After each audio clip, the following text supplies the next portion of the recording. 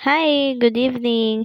Nagdala ng Wagyu beef patty yung kapatid ko and isang bowl ng mushroom gravy. Napakasarap nga nitong mushroom gravy sauce na gawa ng aking kapatid na si Jan. And since wala pa akong naluluto for dinner, naalala ko na meron pa pala akong tirang cordon bleu na ginawa ko last time and yung natira na panglumpiang Shanghai kasi naubusan ako ng wrapper nun kaya hindi ko siya naliluto lahat. So yun, perfect to dito sa mushroom gravy sauce na ginawa ni John.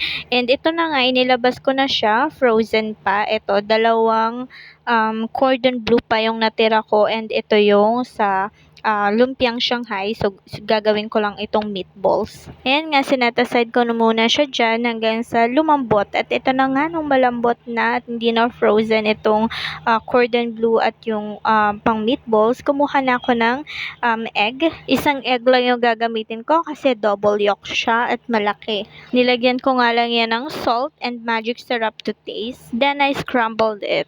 Isasalin ko na nga siya dyan sa aking plate na banana leaf pero naisip ko masyadong malaki kaya kumuha ko ng ibang plato, yung medyo mas maliit. Then ilagay ko na dun yung itlog, then I have the breadcrumbs and then all-purpose flour lang yung gamit ko dyan. Then I put iodized salt, magic syrup, and black powder pepper and then kinoat ko na sa harina yung cordon bleu. After ko nga makoat sa harina is dinip ko naman siya doon sa egg. Then after sa egg, dito naman sa breadcrumbs. Then after ko nga i-coat sa breadcrumbs, inulit ko lang yung pagdip ko sa egg para makapal yung coat niya. Then inulit kong ilagay dito sa breadcrumbs.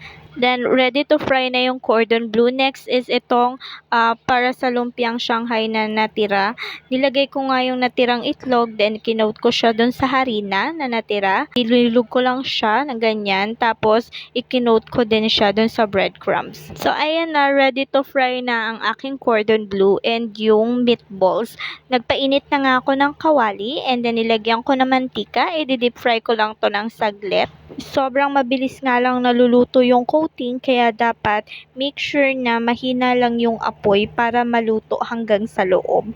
Then, dapat tusukin ko pa yan ng tinidor or ng stick para nga maluto ng maayos yung nasa loob. Pero hindi ko na yun ginawa kasi I'm planning to use the air fryer para lutong-luto talaga yung nasa loob. Nung first time nga na natikman to ni Mr., sabi niya lasang Pasko. Napakasarap nga nito at maganda siya for handaan. At napakadali nga lang nitong gawin.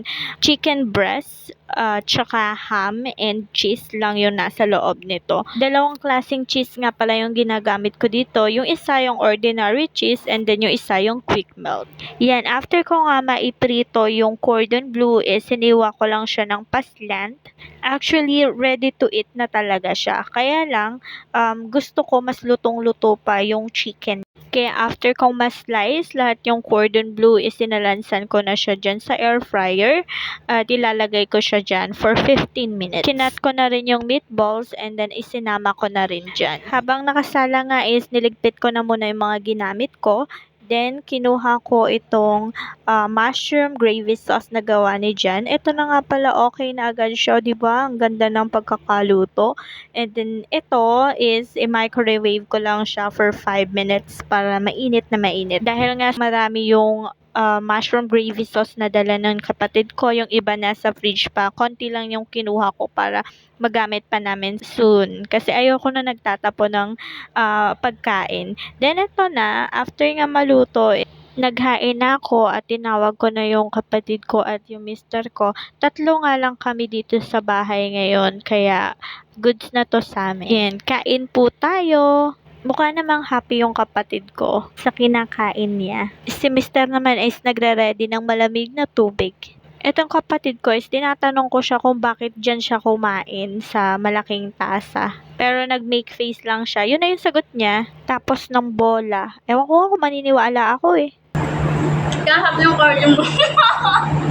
Masarap yung cardion mo.